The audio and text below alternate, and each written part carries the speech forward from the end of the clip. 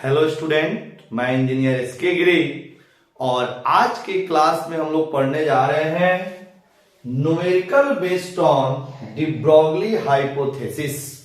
तो चलिए स्टार्ट करते हैं क्वेश्चन नंबर 1 से। पहला क्वेश्चन है the mass of a body is 150 gram and it is moving with a speed 30 meter per second. Full stop. Find its de Broglie wavelength. Find its de Broglie wavelength. ये हम लोग का question है। एक body जिसकी मास दिया हुआ है 150 ग्राम और इसकी जो स्पीड दिया हुआ है वो 30 मीटर पर सेकेंड दिया है। तो सबसे पहले इसमें जो गिवन है उसे हम लोग लिखते हैं यार, mass is equal to 150 gram and speed को हमने v से रिप्रेजेंट किया, this is equal to 30 meter per second. अब यहां पे जो ये एम दिया हुआ है बॉडी के, this is the rest mass of the body. कोई भी अगर यहां पे क्वेश्चन में मास दिया रहता है पार्टिकल का तो वो होता है rest mass of the body. अब हम लोग इसकी काइनेटिक मास निकालना है क्योंकि डी ब्रोगली वेवलेंथ में काइनेटिक मास की जरूरत पड़ता है। मान लीजिए जैसे हमारा डी ब्रोगली वेवलेंथ का फॉर्मूला है मास और वेलोसिटी के टर्म में, de Broglie wavelength is equal to h by mv। तो हियर जो मास है this is the kinetic mass of the body और यहां पे रेस्ट मास दिया हुआ है m हमने रेस्ट मास लिया है। अब जरा यहां पे समझते हैं कि kinetic mass of the body is equal to rest mass divided by 1/v² minus m0 divided by 1 minus v² divided by c² का अंडर रूट। अब यहां पे जो मास है this mass is known as kinetic mass and m0 is the rest mass. अब देखिएगा if, ध्यान देंगे बाबू, if v is very less then c, मान लीजिए वेलोसिटी या speed of the particle is very less than a speed of light, तो छोटे नंबर का स्क्वायर और भी छोटा होता है और बड़े नंबर का स्क्वायर और भी बड़ा होता है। तो अगर भी वेरी लेस देन c, इस केस में v² divided by c² is near approx to 0। और मान लीजिए 1 और 1000 की हम बात करें, 1000 और 1 की बात करें तो 1 is very smaller number with respect to 1000, उसका भी स्क्वायर कर दे। जैसे अगर v को 1 माने, c को 1000 माने तो 1 इज वेरी लेस देन 1000, इसका स्क्वायर करेंगे तो 1 का स्क्वायर 1 और फिर 1000 का स्क्वायर हो जाएगा, उसके रिस्पेक्ट में तो 1 और भी छोटा होगा। ठीक है, हमारे समझाने का मतलब है कि छोटे नंबर का स्क्वायर और भी छोटा होता है, बड़े नंबर का स्क्वायर और भी बड़ा होता है। तो यहां पर किसी छोटे नंबर को अगर किसी बड़े नंबर से डिवाइड करेंगे तो नियर अप्रॉक्स टू 0 आएगा। तो यहां पर इस केस में अगर हम लोग काइनेटिक मास निकाले तो m0 divided by root under 1 minus 0 हो जाएगा, because v square by c square is near approx to 0, then kinetic mass is equal to rest mass. मतलब काइनेटिक मास में थोड़ी सी अंतर पड़ेगा या 9 के बराबर पड़ेगा, हम लोग ऐसे ट्रीट करें, क्योंकि अप्रॉक्स 0 है, अप्रॉक्स 0 है, एक्यूरेट 0 नहीं है, तो काइनेटिक मास जो है वो लगभग आपका रेस्ट मास के बराबर होगा। तो इस केस में काइनेटिक मास और रेस्ट मास को हम लोग सिमिलर ले सकते हैं, सेम ले सकते हैं, इक्विवेलेंट ले सकते हैं। तो अब इस एक्सप्रेशन में हमें जो मास रखना है, तो मास को हम लोग रेस्ट मास के बराबर ट्रीट कर सकते हैं, क्योंकि काइनेटिक मास और रेस्ट मास लगभग बराबर आता है। कब? जब v square by C square लगभग 0 हो जाए। इट मीन्स v की वैल्यू अगर c से बहुत छोटा है, इस केस में हम लोग रेस्ट मास को काइनेटिक मास के इक्विवेलेंट ले सकते हैं। तो कहीं भी अगर इस क्वेश्चन में हम लोग को वेलोसिटी स्पीड ऑफ लाइट से अगर बहुत छोटा है, तो हम लोग काइनेटिक मास और रेस्ट मास को इक्वल लेके हम लोग क्वेश्चन करेंगे। चलिए अब स्टार्ट करते हैं। यहां पर जो काइनेटिक मास है, इसको हम लोग रेस्ट मास के इक्वल लेके हम लोग इस क्वेश्चन को सॉल्व करेंगे। तो lambda is equal to h की value 6.6 into 10⁻⁻34 divided by mass 150 ग्राम।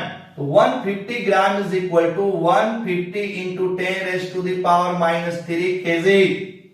क्योंकि ग्राम में दिया हुआ है, हम लोग को ऐसा यूनिट में रखना है, तो 150 gram is equal to 150 into 10⁻³ kg हो जाएगा। इंटू स्पीड दिया हुआ है, तो स्पीड यहां पे हम लोग रख देंगे, speed is equal to 30। Then lambda is equal to यहां से 1 0, फिर यहां से 1 0, 2 0, 2 0 जो होगा प्लस का होगा, और यहां माइनस का 3 है, तो इसको 2 0 प्लस का और माइनस का 3, तो क्या हो जाएगा? -1 हो जाएगा। तो इसको ऐसे लिख सकते हैं 6.6 डिवाइडेड बाय 15 इंटू 3, 45 इंटू 10⁻⁻, यहां नीचे -1 और ऊपर हो जाएगा 10⁻⁻34। अब लोग lambda is equal to 6.6 divided by 45 into, ये ऊपर जाएगा तो प्लस हो जाएगा +1 और -34, this is equal to -33 meter. अब इसको आप डिवाइड कर सकते हैं। अब देखना, ये जो लैम्डा आया है, this lambda is very very small, मतलब वेवलेंथ जो आया है -33 मीटर के ऑर्डर का है, ये काफी छोटी वैल्यू है। इसको हम लोग को अनुभव करना, इसके बारे में सोचना थोड़ी सी डिफिकल्ट है। इसीलिए अगर कोई बॉडी लाइट के स्पीड से बहुत कम वेलोसिटी से मूव कर रहा हो, तो उसके द्वारा जो वेवलेंथ प्रोड्यूस होता है, उस वेवलेंथ की जो वैल्यू आती है वो वेरी वेरी स्मॉल। हमारे लिए थोड़ा सा एक्सपीरियंस करना, अनुभव करना कठिन है। वेवलेंथ तो क्रिएट कर रहा है, लेकिन हमें दिखता नहीं है, ये पता नहीं चलता है। क्लियर? तो ये आपका डी ब्रॉगली वेवलेंथ हो गया, दिस वैल्यू। अब स्टार्ट करते हैं इलेक्ट्रॉन के लिए। सपोज एक इलेक्ट्रॉन है जो 10⁶ मीटर के स्पीड से मूव कर रहा है। इसकी डी ब्रॉगली वेवलेंथ जरा देखते हैं कितना आता है। तो यहां पर इस क्वेश्चन को अब हम लोग हटा रहे हैं। आप क्या करेंगे, इसको स्क्रीनशॉट ले लीजिए या फिर पॉज करके इसको नोट कर लीजिए। अब स्टार्ट करते हैं क्वेश्चन नंबर 2। इलेक्ट्रॉन के लिए देखते हैं जरा, स्मॉलर पार्टिकल के लिए। ये आपका बिगर पार्टिकल जिसकी मास दिया है 150 ग्राम, मतलब अगर कोई बिगर पार्टिकल है, बड़ा पार्टिकल है, और उसकी स्पीड लाइट की स्पीड की तुलना में बहुत ही कम है, तो वेव तो क्रिएट करता है, लेकिन इस वेव की जो वेवलेंथ होती है वो वेरी वेरी स्मॉल। अब सेकेंड क्वेश्चन इलेक्ट्रॉन के लिए, सेकेंड क्वेश्चन इलेक्ट्रॉन के लिए, इलेक्ट्रॉन के लिए यहां पे लिख रहे हैं question number 2, an electron is moving with speed 10 raised to the power 6 meter per second, then find its de Broglie wavelength. Find its de Broglie wavelength. अब जरा हम लोग जो गिवन है इसे लिखते हैं mass of the electron. Electron है तो इलेक्ट्रॉन का mass 9.1 into 10 raise to the power -31 kg होता है। ये हम लोग याद रखेंगे कि जो इलेक्ट्रॉन की मास होती है वो 9.1 गुना 10 की पावर -31 kg होता है, और इसकी जो वेलोसिटी दिया है वो 10 raise to the power 6 meter per second. तो यहां पे भी हम लोग ले सकते हैं v is less then c। v की जो वैल्यू है वो बहुत छोटा है c से, बिकॉज c 10 की पावर 8 मीटर पर सेकेंड के ऑर्डर का होता है, ये 10 मीटर पर सेकेंड दिया हुआ है। तो इस केस में भी v square by C square is near approx to 0 treat करेंगे। दैट मीन्स इलेक्ट्रॉन की जो रेस्ट मास है और इलेक्ट्रॉन की जो काइनेटिक मास है उसको हम लोग इक्विवेलेंट लेके चलेंगे। तो यहां पे अगर हम लोग लैम्डा निकाले इलेक्ट्रॉन की जो de Broglie वेवलेंथ है, this is lambda is equal to h by, यहां भी वही same formula h by m ही लगेगा। h की वैल्यू 6.6 इंटू 10 की power -34 whole divided by mass of electron 9.1 into 10 raise to the power -31 into 10 raise to the power +6। अब जरा इसको सॉल्व किया जाए तो 6.6 इंटू 10 की पावर -34, ये ऊपर जाएगा तो 10 की पावर +31, और ये 6 ऊपर जाएगा 10 की पावर -6 डिवाइडेड बाई नीचे बच जाएगा कितना 9.1। यहां से पॉइंट हटाइए, ये हो जाएगा 66 डिवाइडेड बाई 91। अब यहां पे देखिए -34, यहां पे -6 है, ये दोनों ऐड हो जाएंगे तो ये -40 हो जाएगा। इसमें से +31 तो ये आ जाएगा 10 रेज़ टू द पावर -9। मतलब इतने मीटर हो गया वेवलेंथ। तो 10 की पावर -9 को हम लोग नैनोमीटर भी बोल सकते हैं, यानी 66 divided by 91 nanometre. Lambda is equal to, this implies lambda is equal to 66 divided by 91 nanometre. Nano 10 की पावर -9 को हम लोग नैनो बोलते हैं, तो नैनोमीटर हो गया। अब लैम्डा की वैल्यू, अब ये जो लैम्डा की वैल्यू आई है इसको हम लोग मेजर कर सकते हैं। मतलब जो लैम्डा होता है एंगस्ट्रॉम के ऑर्डर का, नैनोमीटर के ऑर्डर का, माइक्रोमीटर के ऑर्डर का, तो जिसको हम लोग अनुभव कर सकते हैं या फिर इसको मेजरमेंट किया जा सकता है। और जो इसके पहले वाला में आया था 10 raise to the power -33, very very small value.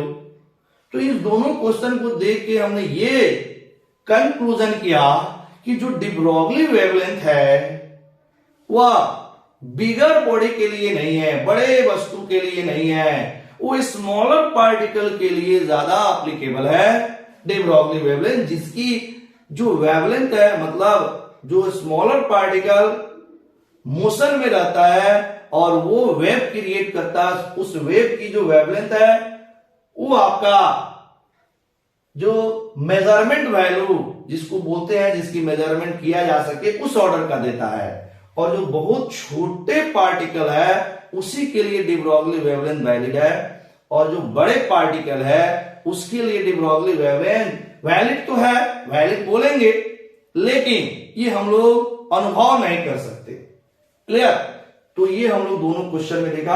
अब जरा ऐसे क्वेश्चन कर देखते हैं जिसमें पार्टिकल की जो स्पीड है वो लाइट के स्पीड के तुलना में बहुत छोटा नहीं है, लाइट के स्पीड की तुलना में ऑलमोस्ट उसके करीब है, उसके करीब है। उस तरह के क्वेश्चन जरा हम लोग देखते हैं। सेम क्वेश्चन को हमने क्या किया, तीसरे नंबर क्वेश्चन में कन्वर्ट करके बोला कि अगर अब की बार इलेक्ट्रॉन का जो स्पीड है सपोज 2 × 10⁸ मीटर पर सेकेंड का है, तब हम लोग कैसे इस क्वेश्चन को करेंगे, de Broglie वेवलेंथ निकालेंगे। चलिए देखते हैं क्वेश्चन नंबर 3। क्वेश्चन नंबर 3,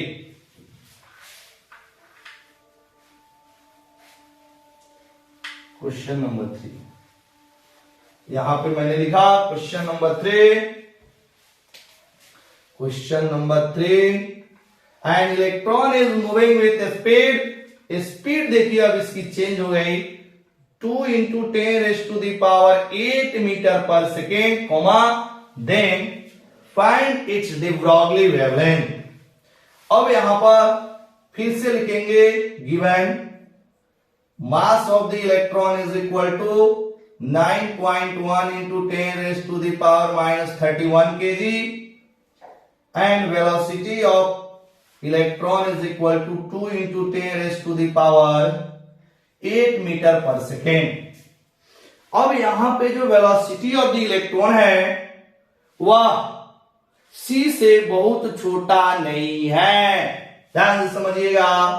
कई बार ऐसे क्वेश्चन में बच्चे गलती करते हैं, वो क्या करेंगे, अब यहां पे जो rest mass of the electron दिया हुआ है उसी मास को उठा के फॉर्मूला में रख देंगे। हमने पहले क्वेश्चन में ही बताया था जो de Broglie वेवलेंथ में मास यूज होने हैं, this mass is kinetic mass of the particle. अब यहां पे जो मास है वो इलेक्ट्रॉन की रेस्ट मास है और इसकी जो स्पीड है वह लाइट के स्पीड की तुलना में बहुत छोटा नहीं है। तो फिर ऐसे क्वेश्चन को पहले रेस्ट मास निकालते हैं। पिछले वाले दोनों क्वेश्चन में हमने मास जो आपका रेस्ट मास दिया हुआ था उसी को उठा के रख दिया, इसलिए क्योंकि v² divided by c² is almost equal to 0, v² divided by c² is almost equal to 0, मतलब लगभग 0 के बराबर था, इसीलिए काइनेटिक मास और रेस्ट मास दोनों इक्वल आ गए थे।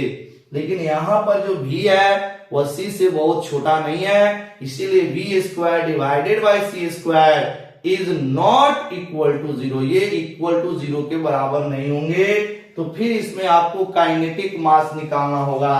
तो इस बात को हम यहाँ पे सॉल्यूशन में मेंशन करते हैं। हियर v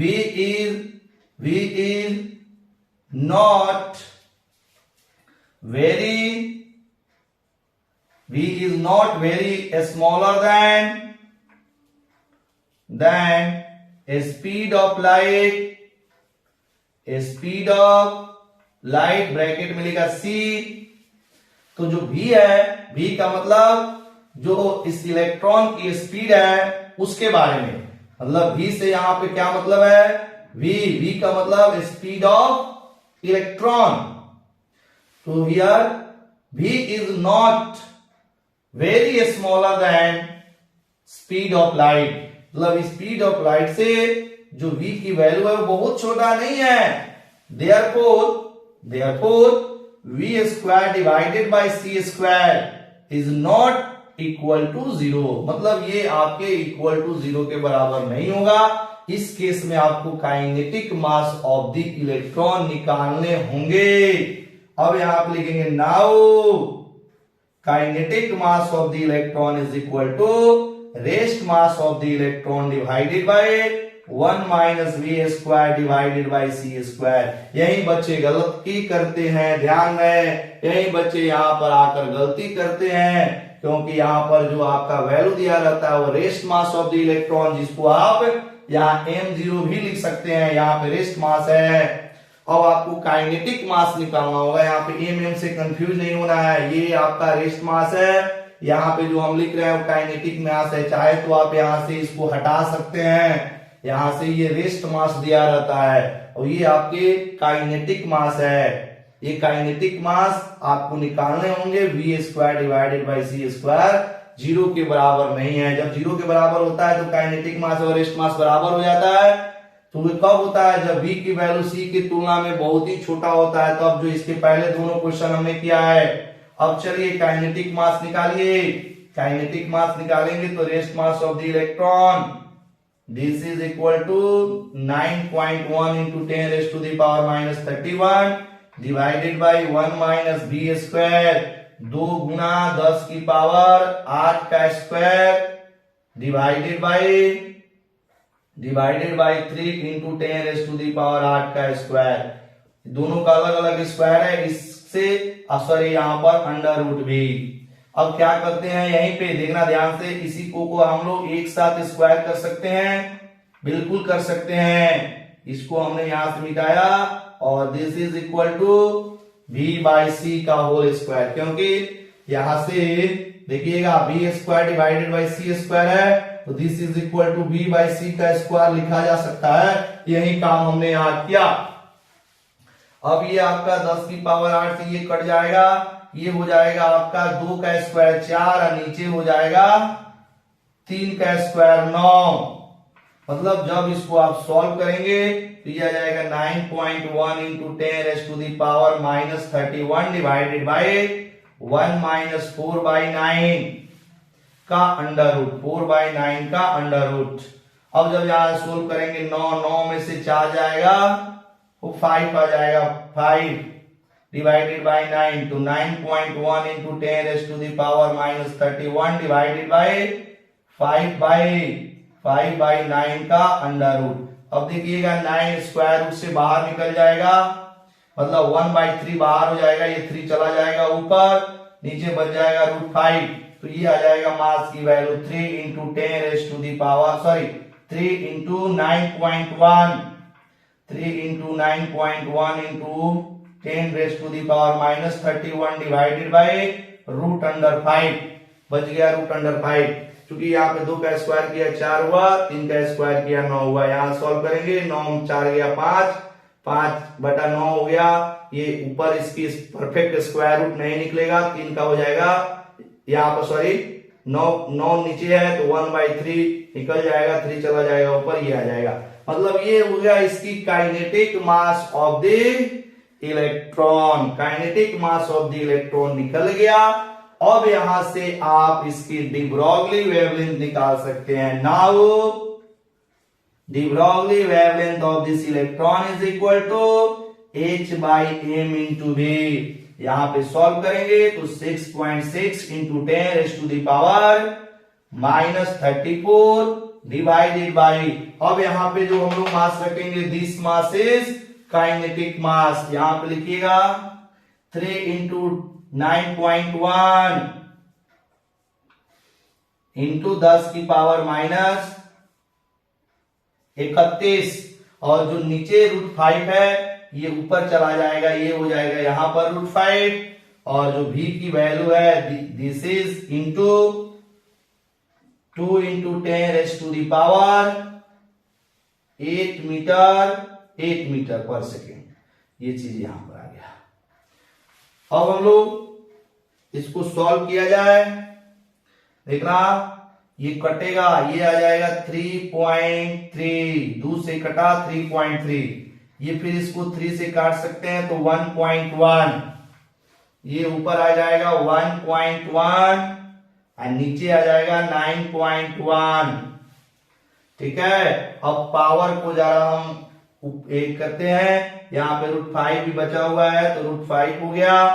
पावर को जरा इकट्ठा करते हैं, 10 की पावर -34 गुना 10 की पावर इसको सॉल्व कर दे रहे हैं -31 और ये है आपका +8, कितना हो जाएगा -23 और ये -23 ऊपर जाएगा तो ये हो जाएगा +23, -23 ऊपर जाएगा तो ये हो जाएगा आपका +23। अब यहां से पॉइंट पॉइंट हटा सकते हैं, ये हो जाएगा 11√5, 11√5 डिवाइडेड बाई 91 इंटू, जब इसको सॉल्व करेंगे तो ये आ जाएगा आपका -11 -34 और +23 सॉल्व करेंगे तो ये आ जाएगा -11। तो इस क्वेश्चन को आप ऐसे करेंगे, इसके आगे फर्दर आप सॉल्व कर सकते हैं या यहीं पर आंसर छोड़ दीजिएगा, कोई प्रॉब्लम नहीं है। तो देखना है जब भी डी ब्रॉगली वेवलेंथ आपको निकालना है तो ये जरूर चेक करना है, ये जरूर चेक करना है कि जो वेलोसिटी जो पार्टिकल की स्पीड दिया हुआ है क्या वो लाइट की स्पीड की तुलना में बहुत छोटा है या फिर उसके लगभग बराबर है। तो बहुत छोटा होगा उस केस में काइनेटिक मास और रेस्ट मास को इक्वल लेके क्वेश्चंस करेंगे, और लगभग बराबर होगा तो सबसे पहले इस फॉर्मूला से आपको काइनेटिक मास निकालने होंगे, तब जाके आप फॉर्मूला में फिट करेंगे। क्लियर? तो बढ़िए, अब हम लोग आगे क्वेश्चन की ओर बढ़ते हैं। Question number 4। क्वेश्चन नंबर 4 जो है वो एक अल्फा पार्टिकल और एक प्रोटॉन की काइनेटिक एनर्जी सेम दिया हुआ है, तब हमसे बोल रहा है कि चलिए बताइए इसकी डी ब्रॉगली वेवलेंथ की रेशियो क्या होगी। आप लोग पॉज करके क्वेश्चन को नोट करेंगे, खुद से सॉल्व करेंगे, क्वेश्चन खुद से सॉल्व कीजिए और तब आंसर आप मैच कीजिए। क्वेश्चन जब आप खुद से करेंगे कॉन्फिडेंस बिल्डअप होगा। चलिए अब अगला जो क्वेश्चन है, क्वेश्चन नंबर 4 दिया हुआ है the kinetic energy of proton and alpha particle are same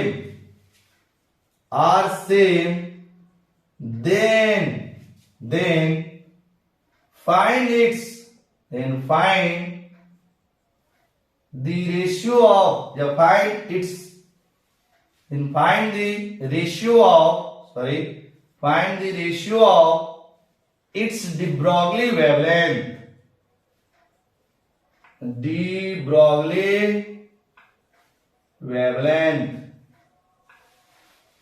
question है the kinetic energy of proton and alpha particle are same, then find the ratio of its de Broglie wavelength. अब देखिए इस question को हम लोग कैसे करेंगे। अब डी ब्रॉगली जो वेवलेंथ है उसकी फॉर्मूला हम लोग को काइनेटिक एनर्जी के टर्म में पता होना चाहिए, तब तो इस क्वेश्चन को करेंगे। और हमने प्रीवियस वीडियो में ये चीज बताया है कि डी ब्रॉगली वेवलेंथ को काइनेटिक एनर्जी के फॉर्म में, पोटेंशियल डिफरेंस के फॉर्म में, मोमेंटम के फॉर्म में, सबका अलग अलग एक्सप्रेशन हमने निकाल दिया है। तो अगर आप उस वीडियो को उस वीडियो को आपने नहीं देखा है तो पहले उस वीडियो से आप जो भी फॉर्मूले हैं उसको आप नोट कर लेंगे, उस वीडियो को आप देखेंगे, तब जाके इस वीडियो को आप देखेंगे तो ज्यादा समझ में आएगा। क्लियर? एक फॉर्मूला होता है काइनेटिक एनर्जी के टर्म में वेवलेंथ की, lambda is equal to h divided by √m into kinetic energy का अंडर रूट। ये फॉर्मूला है wavelength in the term of kinetic energy. अब देखिएगा यहां पर सबसे पहले हम लोग लिखे mass of the alpha particle, mass of the alpha particle, अगर इसको हम एम अल्फा बोले क्या हो गया, mass of the alpha particle is equal to 4 times mass of the proton. Clear? यानी कि अगर इसको शॉर्ट फॉर्म में लिखा जाए तो M alpha is equal to 4 into mass of proton MP. ये होता है, ये हम लोग जानते हैं। और क्वेश्चन में दिया है kinetic energy of alpha particle is equal to kinetic energy of proton. तो यहां पे लिखेंगे according to question, according to question, यहां पर kinetic energy of alpha is equal to kinetic energy of proton. हमने K alpha is equal to K P कर दिया, ये हम लोग को दिया हुआ है और ये हम जानते हैं। तो इसी का यूज करके अब हम लोग चलते हैं लेमडा निकालने। यहां पे लिखेंगे हियर लेमडा ऑफ प्रोटॉन, क्योंकि प्रोटॉन पहले लिखा हुआ है, अल्फा बाद में लिखा है, तो प्रोटॉन डिवाइडेड बाय अल्फा, ये हम लोग निकालेंगे। तो lambda proton is equal to root under 2 into mass of proton into kinetic energy of proton. Similarly lambda of alpha is equal to root under 2 mass of alpha into kinetic energy of alpha. इसको ले लीजिए equation number 1, इसको लीजिए equation number 2, दोनों को divide कर देंगे, दोनों को हम यहां डिवाइड कर देंगे। Now equation 1 divided by 2, now equation 1 divided by 2, lambda P by lambda alpha is equal to 2 into mass of proton into kinetic energy of proton का under root divided by 2 into, अब देखिए मास of alpha, तो मास of alpha की जगह हम लिख सकते हैं 4 इंटू मास ऑफ प्रोटॉन। बोलिए mass of alpha is equal to 4 into mass of proton लिखा जा सकता है, तो हमने यहां पर वही लिखा 4 into mass of proton into अब है काइनेटिक एनर्जी ऑफ अल्फा, तो काइनेटिक एनर्जी ऑफ अल्फा को हम लोग लिख सकते हैं kinetic energy of proton according to question. तो यहां पर लिख देंगे काइनेटिक एनर्जी ऑफ प्रोटॉन का अंडर रूट। अब जरा इसको देखा जाए तो ये जो 4 है इसकी परफेक्ट स्क्वायर रूट है वो बाहर निकल जाएगा, तो ऊपर हो जाएगा देखिए 2 into mass of proton into kinetic energy of proton का अंडर रूट डिवाइडेड बाय, ये नीचे हो गया 2, और फिर इधर under root 2 into mass of proton into kinetic energy of proton, क्योंकि ये अब अल्फा को हम लोग प्रोटॉन के टर्म में डिवाइड कर दिया है। अब देखिएगा ये पूरा से पूरा कट रहा है, ये आ गई यहां पर lambda of proton divided by lambda of alpha is equal to, ऊपर बच गया 1, नीचे हो गया 2, दिस इज इक्वल टू 1:2, 1:2। तो ये है आपका, अगर अल्फा और प्रोटॉन का काइनेटिक एनर्जी सेम है तो उसकी जो डी ब्रॉगली वेवलेंथ होगी वह 1:2 के बराबर होगा। क्लियर? चलिए अब नेक्स्ट क्वेश्चन नंबर 5, उसमें दिया हुआ है कि जो इलेक्ट्रॉन है वो 100 वोल्ट के पोटेंशियल डिफरेंस में एक्सिलरेट कर रहा है, उस इलेक्ट्रॉन की डी ब्रॉगली वेवलेंथ निकालना है। आप लोग पॉज करके क्वेश्चन को नोट करते रहेंगे, क्वेश्चन खुद से सॉल्व करेंगे। अगला question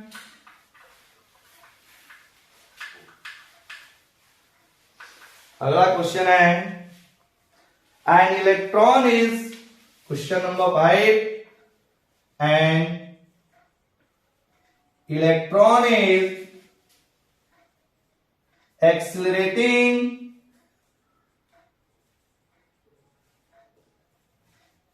in potential difference 100 volt, PD for potential difference 100 volt, then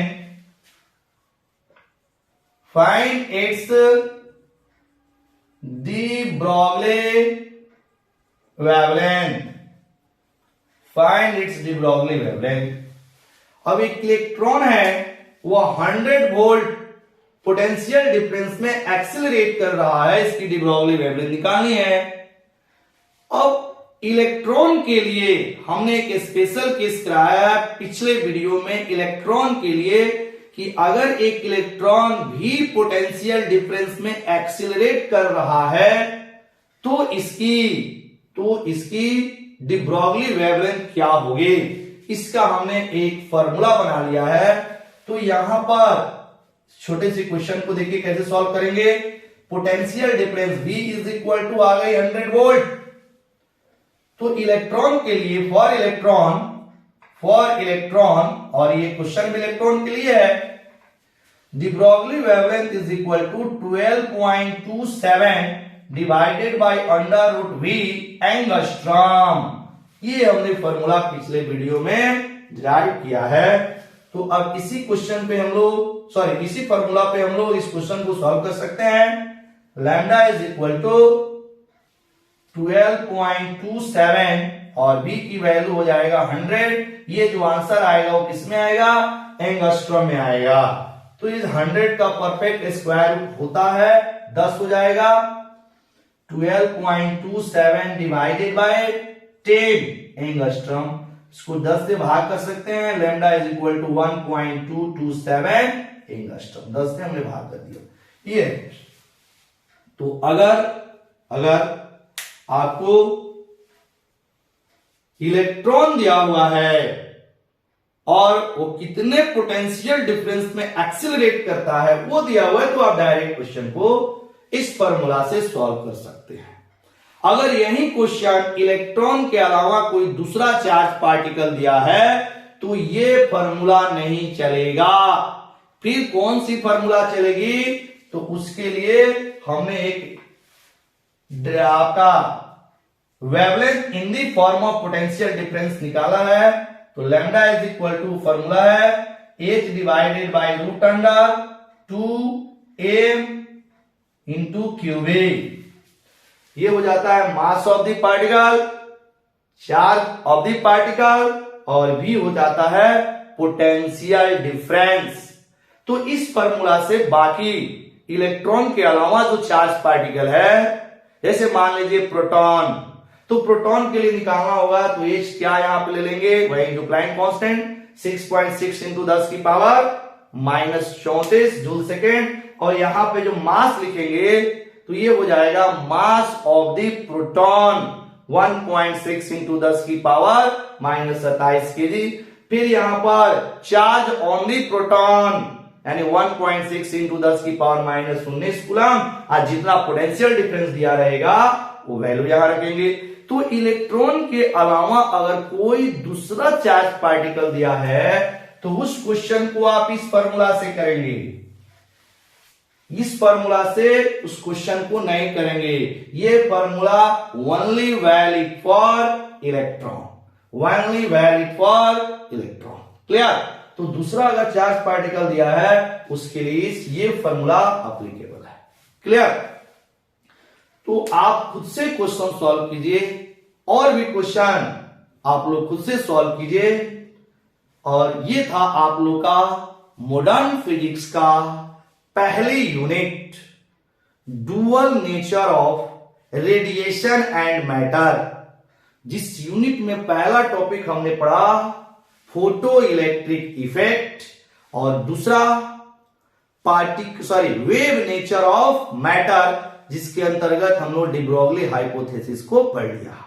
तो ये मॉडर्न फिजिक्स की जो पहली यूनिट है dual nature of radiation and matter, ये आपका कंप्लीट आज खत्म होता है। अब हम लोग नेक्स्ट वीडियो में मिलेंगे एटम एंड न्यूक्लियाई के साथ, मतलब मॉडर्न फिजिक्स का दूसरा स्कोरिंग यूनिट कौन सा, एटम एंड न्यूक्लियाई के साथ। क्लियर।